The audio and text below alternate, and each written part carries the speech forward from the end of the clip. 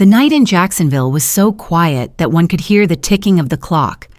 In the small kitchen, the warm yellow light cast a soft glow on the slow, deliberate hands of Elaine Turner, a woman in her 60s, widowed for more than 8 years. On the table, small gift bags were neatly arranged, each labeled with the name of one of her grandchildren. She wrote and smiled to herself. In just 2 more days, the whole family would be flying to Hawaii, a trip she had been preparing for 3 years, ever since her retirement. Her phone vibrated softly. The screen lit up in the dark. A message from Ryan, her only son. Elaine wiped her hands and opened it. "Mom, my wife wants this trip to be just for her family. You've already contributed, and that's enough. Please don't take it the wrong way." She read it once, then again. Each word cut through her like ice. Just for her family. Elaine froze. Her eyes lingered on that line for a long time until the screen dimmed and went dark. She set the phone down beside a lavender candle, the same candle she lit every night in memory of Henry, her late husband. The flickering flame cast her reflection on the window glass. A woman sitting in silence. There were no tears, no sobs, only silence. The kind of silence is heavier than crying. Elaine leaned back in her chair. The refrigerator hummed softly in the corner. The clock ticked steadily, and it felt as if the entire house was holding its breath with her. She looked around. The gift bags, the handwritten name tags, the printed plane tickets neatly stacked on the table. Everything was still there, only the ones meant to go were no longer inviting her. In the dim light, she slowly clenched her hand, not out of anger, but to keep her heart from breaking all over again. If you've ever found yourself left behind by those you love, stay. Here, we share the true stories of hearts that have been forgotten, to rediscover the meaning of family together. Subscribe, and let me tell you more. The candle still burned. The faint scent of lavender drifted through the air. Elaine reached out to straighten Henry's framed photo on the shelf. She looked into his smile, searching for a trace of comfort. "You see that, Henry? They're going without me." Outside the window, the night breeze whispered through the palm trees. Elaine bowed her head and sighed. She didn't know what she would do next. All she knew was that, at that moment in her small kitchen, everything that once felt familiar now seemed distant. She sat there for a long time, watching the candle flicker, until it went out, leaving a thin wisp of smoke drifting upward. And from within that silence, a new story began. After Henry passed away, the house suddenly felt too big for Elaine. Every familiar sound, his footsteps, his laughter during the evening news, disappeared the day the funeral ended. It took her a long time to grow used to the quiet.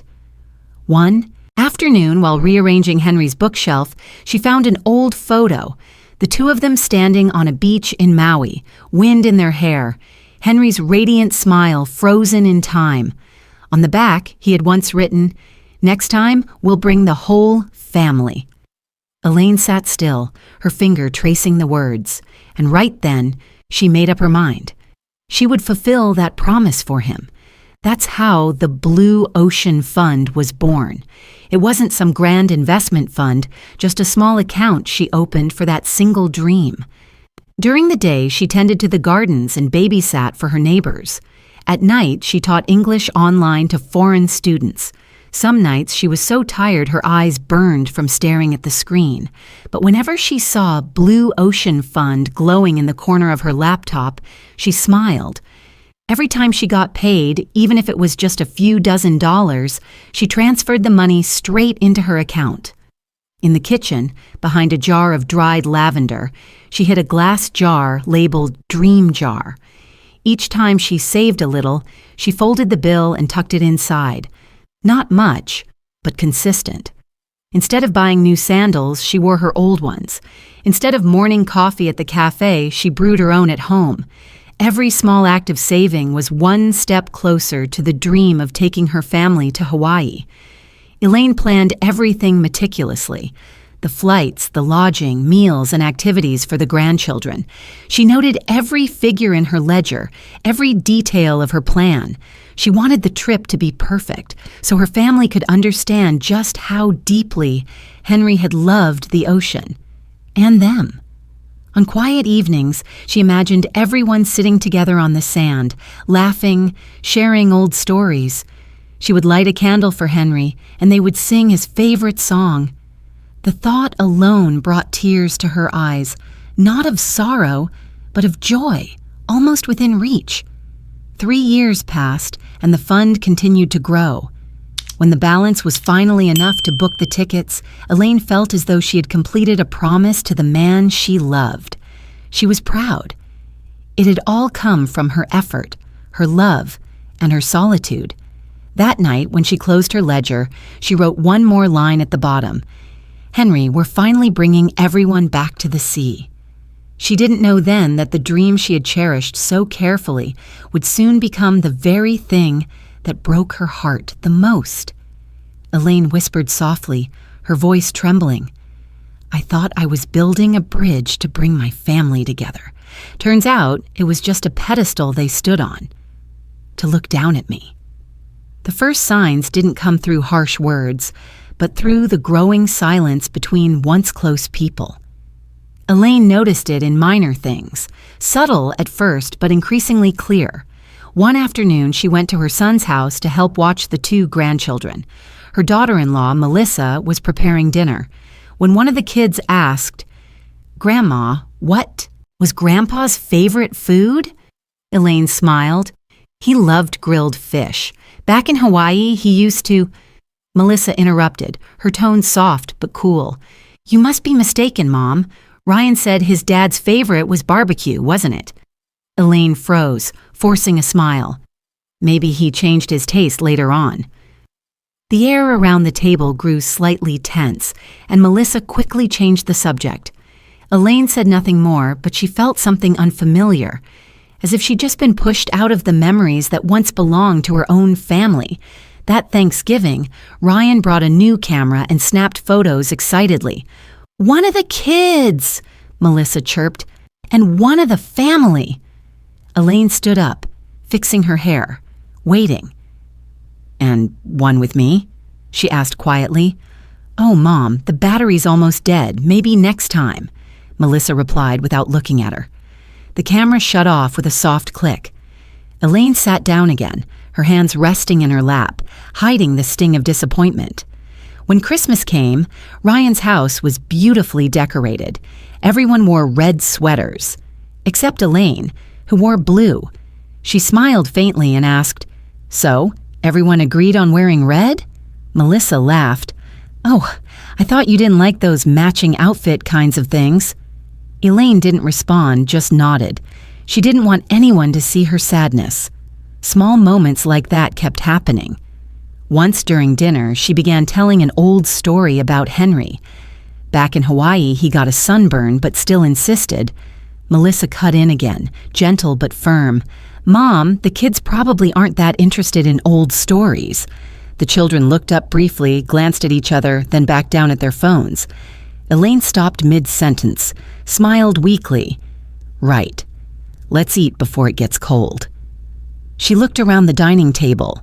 Once filled with laughter, now only the faint clinking of silverware and the soft yellow light reflecting off the glasses. Elaine knew no one meant to hurt her, but the quiet distance, even unspoken, made her heart shrink. She felt herself slowly being pushed aside, not by rejection, but by absence. No one asked anymore.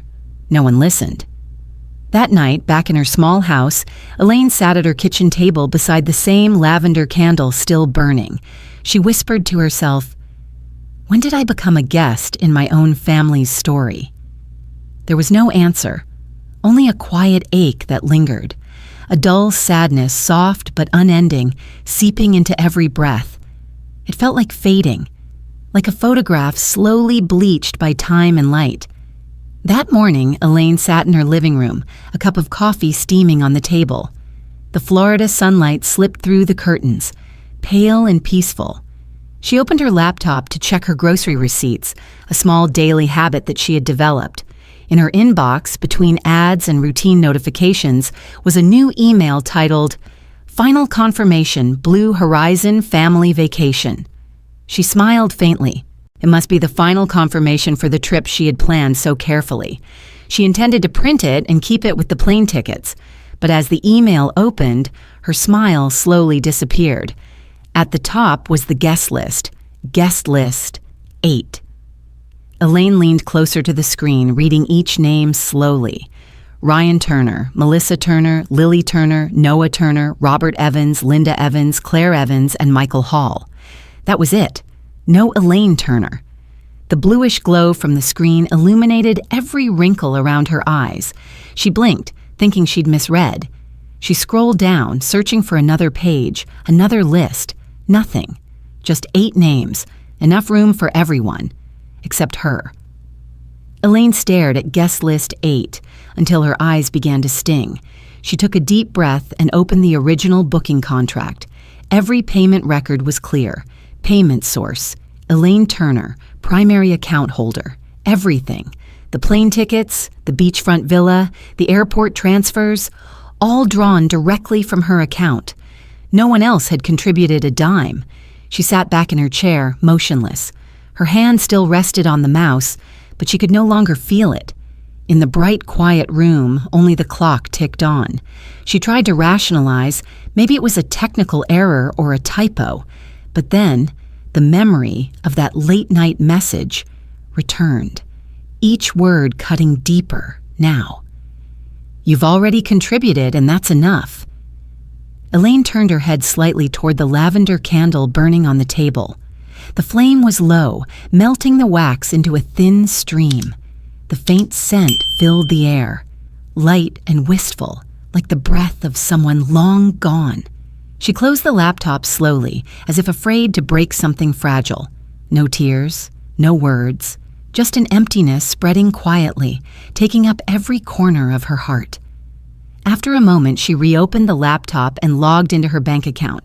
Every transaction was intact. The Blue Ocean Fund still bore her name. All payment, confirmation, and cancellation rights were under her control. That didn't bring her satisfaction, only a painful clarity. They had never planned to take her along. They only needed her money. The candle flickered weakly near its end. A thin wisp of smoke rose, curled once, and disappeared. Elaine watched it drift away, silent for a long time. The room was still bright, but inside her, everything had gone dark. That afternoon, rain fell softly outside the porch. Elaine sat in the kitchen, making herself a cup of peppermint tea. The steam rose in delicate swirls, filling the quiet room with a familiar scent. She gripped the cup tightly, trying to steady her trembling hands. All morning, her thoughts kept circling back to that email, the list of 8 names. She couldn't stop picturing how her son must have looked at his mother's name and skipped right over it. She didn't feel angry, and she didn't cry. There was only a slow, heavy weight pressing deeper inside her chest. Elaine sat still for a long while before speaking softly, almost to herself. You can't beg to belong in your own family. It wasn't said in bitterness. It was realization. She understood now that love, if it must be begged for, had already lost its meaning. Carrying her tea to the desk, Elaine opened her old laptop. The screen glowed faintly, reflecting the tired lines on her face. In the search bar, she typed, Blue Ocean Fund. Within seconds, the list of transactions appeared. Every single one was under the name Elaine Turner. 6 linked cards were listed for airfare, the villa, transportation, snorkeling tours, and other expenses. Everything was active, ready to be charged once the trip began. Elaine sat quietly, watching the blinking cursor on the screen. Her fingers tapped lightly on the table. Slow, steady, not out of hesitation, but out of thought. For 3 years, she had lived with the belief that love, if deep enough, could bridge any distance. That patience and kindness would eventually make Ryan and Melissa see how much she cared. But now she understood. Love cannot exist without respect.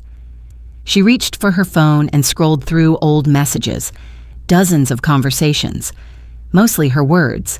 Little reminders, kind questions, gentle suggestions. The last one was 3 days ago. Elaine stared at the empty screen for a moment, then slowly typed a new message. "Do you need me to bring motion sickness medicine for the kids?" She pressed send. Less than a minute later, the words "read" appeared beneath her message. No reply, no thank you, no emoji, only silence. Elaine set the phone down and exhaled slowly. The sharp pain she'd felt earlier was giving way to something else, a strange clarity. She no longer saw herself as the victim. She saw herself standing at a crossroads between blind affection and the self-respect she had long forgotten. Outside, the rain began to ease. A weak light filtered through the window, landing on the table. Elaine looked at the cold cup of tea, took a deep breath, and nodded to herself. "Enough," she whispered.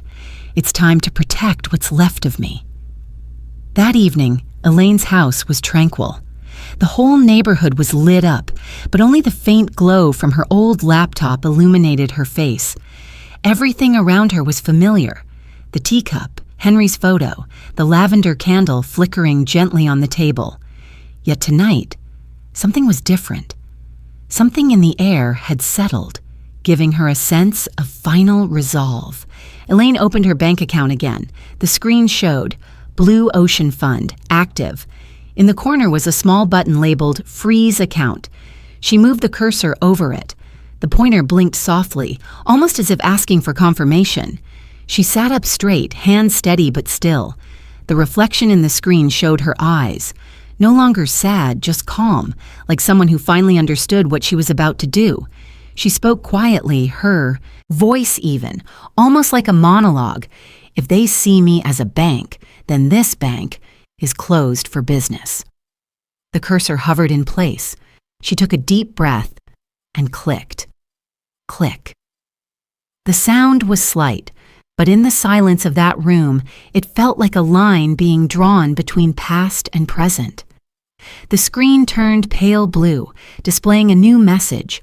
Freeze mode activated. All linked transactions paused. Elaine looked at those words without smiling or shedding tears. What she felt was lightness. Not the lightness of victory, but of finally reclaiming her dignity. She closed the laptop gently.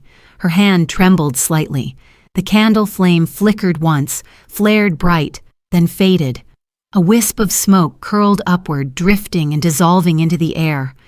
Elaine sat still, watching it fade, feeling somehow that part of the weight inside her was lifting with it.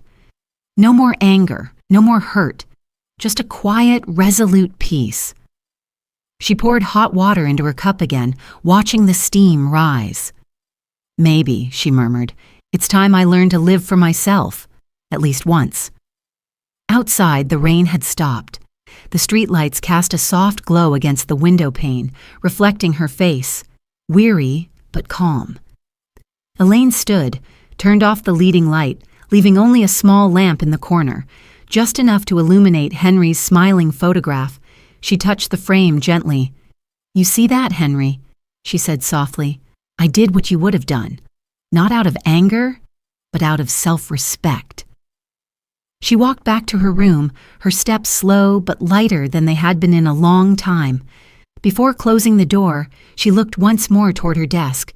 Where the candle had gone out, the laptop sat closed, and in the quiet of that room, a woman had finally decided what was worth keeping.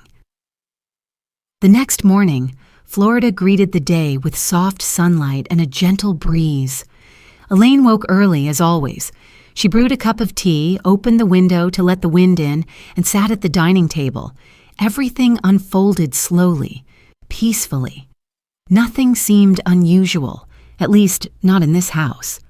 But somewhere else, at Los Angeles International Airport, something was happening. While standing in line to check in, Melissa frowned at her phone screen. "Why was the card declined?" she asked Ryan, her tone tight. Ryan frowned. "Let me see." He tried again.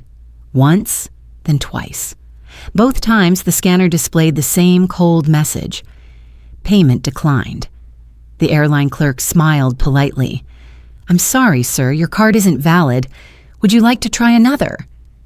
Melissa looked around, forcing a calm smile. "Just a second.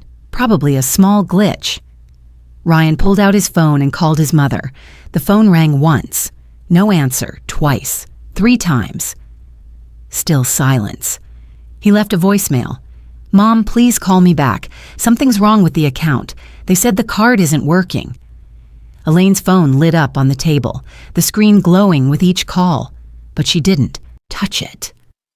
The ringing filled the room, faded, then came again. She just sat there, holding her cup of peppermint tea, gazing out the window where the morning light filtered through the trees. The phone kept vibrating. Each time it rang, she took a slow breath, then set her cup down. It wasn't about punishing anyone. She no longer felt the need to justify herself. A moment later, there was a soft ping. A new email appeared on her laptop screen. Subject, booking cancellation confirmed. Elaine opened it. The first line read, "Dear Miss Turner, we confirm the cancellation of your booking as requested by the primary account holder. All payments have been refunded to your account." Elaine stopped reading. She closed the laptop gently and took a long breath. Meanwhile, Ryan was still calling. Melissa was trying to explain the situation to the staff while the children had started crying, tired and hungry. "Mom, please pick up. They won't let us board unless we pay. What's going on?" The phone rang through the house, then went quiet again. Only the sound of the wind at the window and the steady ticking of the clock remained. Elaine said nothing. She didn't text back. She just stared at her cooled tea and murmured softly, almost to herself, "Sometimes, silence is the clearest answer." An hour later, the phone buzzed again. A new message. "Mom, Melissa's panicking. None of the cards are working. Did you notice anything strange in the account? Please reply." Elaine placed her hand on the phone, then pulled it back. No hesitation, no regret. She knew one call could fix everything. But then she remembered the words, "You've already contributed, and that's enough." And something inside her eased, as if a long-held debt had finally been paid. A light breeze drifted through the open window. In the noon sunlight, everything in the little house looked calmer than ever. It wasn't the peace of joy. It was the balance that comes after a long storm. Elaine stood up, gathered her cup, and set it in the sink. When she turned back to the table, the phone had stopped ringing. The screen was dark. No new missed calls. She sat down again, leaned back, and looked at Henry's smiling photograph. "Henry," she said quietly, "I didn't do this for revenge. I just wanted them to understand that losing trust costs more than losing any vacation." A sudden gust of wind swept through, fluttering the curtain. In that small house, the ringing finally ceased, replaced only by the sound of wind, thin and calm. That afternoon, the air outside was still. Elaine sat in her living room in front of her bank statement, which showed the refunded transactions from the Blue Ocean Fund. Each confirmation chimed softly, ting, resort, flights, transfers, diving tour. One by one, everything returned to its rightful owner. She watched the screen, her expression serene. There was neither joy nor sadness. Things were simple now. What was hers had come back to her. Elaine opened a drawer and took out a worn leather notebook, the same one she had once used to plan every detail of the family trip. Now, it would hold a different kind of plan. Turning to a new page, she carefully wrote a title at the top, "The Forgotten Ones." Below it, names began to appear, written slowly but with quiet certainty. Helen, the widowed neighbor at the end of the street. Her husband had died of heart disease. Her children lived far away and rarely called. Helen often stood on her porch, holding a cup of cold tea, staring at the empty road. Marcy, an old friend from church who hadn't received a birthday call from her son in 5 years. She still sent him a card each year, though no reply ever came. Nora, a middle-aged woman raising her granddaughter alone after her daughter passed away. She smiled often, but her eyes always carried a quiet sadness. Joyce, an old neighbor who had cared for her ailing brother for 20 years. She never traveled, never took a break. No one ever asked how she was. Elaine paused, looking at the 4 names on the page, and smiled faintly. Each woman shared something with her. They had all loved deeply, sacrificed silently, and gone unnoticed. She leaned back in her chair, gazing out the window. The sun was setting, its golden light brushing the treetops. Her voice was low but steady. If I've spent my life giving to those who never valued it, then it's time to give to those who deserve to be seen. She reopened her laptop and went to the familiar travel website. Every click was slow but sure. The old booking details appeared. The same flights, the same villa by the sea. But now she didn't feel the old ache when she saw them. One by one, she deleted the old names. Ryan, Melissa, those who had made her feel small inside her own dream. Her fingers lingered a moment on guest 1, her son's name. She took a deep breath and erased it. When the screen was finally blank, she began typing new names: Helen, Marcy, Nora, Joyce. No hesitation. Each keystroke felt like a minor release, lighter, clearer, freer. When she finished, she clicked Save Draft. Then she picked up her phone and dialed the travel agent, the same woman who had helped her arrange the original trip. The line rang a few times before a cheerful voice answered. "Hello, this is Blue Horizon Travel. How can I help you, Mrs. Turner?" Elaine looked toward the window. The last light of the day spilt into the room, warming everything in its glow. Her voice was calm, deliberate, resolute. "Yes, I'd like to change the guest list." There was a pause on the line. The agent sounded surprised. "You mean the entire list, ma'am?" Elaine smiled gently. "Yes. Please remove all the previous names. I have new guests this time, and they deserve it." She hung up and looked outside. The sun had set and a soft wind began to rise. Elaine closed her eyes and felt something she hadn't felt in years. A quiet, weightless peace. For the first time in a long time, she knew she had done the right thing. Not for anyone else, but for herself. A week later, the Florida sun blazed across a brilliant blue sky. Elaine pulled her small suitcase toward the airport, feeling light as air. This time, she wasn't there to see anyone off, nor was she left off any list. She was the one holding the ticket, the one making the decisions. When the plane landed in Maui, the warm ocean breeze rushed in. She took a deep breath. It was still the same salt-sweet scent Henry used to call the smell of freedom. But today, Elaine wasn't alone. Beside her stood Helen, Marcy, Nora, Joyce, and 2 new friends, Beverly and Anne, women she had met at church. Each carried her own story, her own share of loss and silence, yet their eyes all held the same thing: gratitude for being seen, for being remembered. The seaside villa gleamed under the afternoon sun. The wind carried the sound of waves to the porch, rustling the curtains. Elaine opened the door, letting in the sea air and the quiet laughter of the women as they admired the view outside. At their first dinner, they gathered around a large wooden table. Elaine placed a photo of Henry in the center, the same one she had carried for years. Around it, she lit 6 lavender candles, their gentle fragrance filling the room. Elaine looked at each woman, her voice soft but warm. "Tonight, we're not here to remember those who forgot us. We're here to remember that we still matter." She lit the first candle and whispered, "I am not invisible." Helen smiled, lighting the second. "I no longer need permission to exist." Marcy's voice trembled, but her words were firm. "Family is made of those who remember you even when you're silent."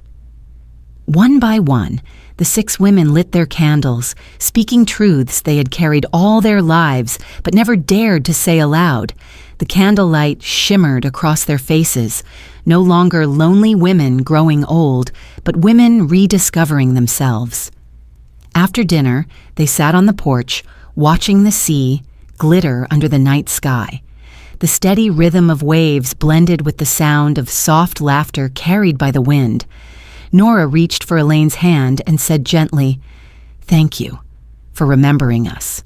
Not everyone would have done what you did." Elaine shook her head. "No, I should be the one thanking you. You reminded me that kindness should never be wasted on those who take it for granted." They sat in silence, beneath a sky full of stars, listening to the waves and breathing in the faint lavender scent in the air. That night, for the first time in years, Elaine slept peacefully.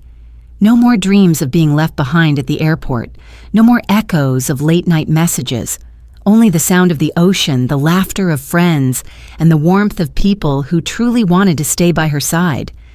The next morning, Elaine returned from her walk along the shore. The waves were calm, the sand soft, the azure sky as clear as if it had never known rain. She had just poured herself a cup of coffee when she heard the familiar chime of a new email. The sender was Ryan.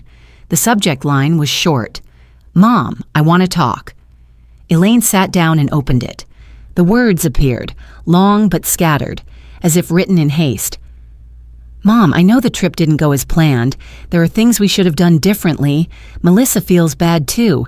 She just wanted to keep the peace. I'm not saying you were wrong. Maybe it was all a misunderstanding. We're under a lot of stress right now trying to rebook flights and accommodations. If possible, I'd greatly appreciate it if you could consider refunding part of the deposit. After all, we're still family. Ryan." Elaine read each line slowly. When she reached the last sentence, she stopped. She didn't feel anger nor pity, just a light, distant calm, as if she were watching a stranger trying to hold on to something long lost. She took a sip of coffee and smiled, not a bitter smile, but one of quiet release. She closed the laptop. No reply. No explanation. Some things, silence says, better than words ever could. That afternoon, Elaine went down to the beach. The sun was sinking toward the horizon, and the breeze carried the salty scent of the sea and the soft chime of the wind bells Henry had once hung, faded now but still singing gently. She sat on the sand, her feet touching the warm water. The waves lapped in and out like the slow breathing of the ocean. Staring out to sea, the thought formed clearly in her mind. Her story's final line. Family isn't where we're born, it's where we're respected. And sometimes it takes losing everything to realize. The elderly don't need pity, they just need to be heard. Elaine closed her eyes, listening to the laughter of her friends behind her. Genuine laughter, unforced, free. She smiled. Inside her, every wound had finally healed.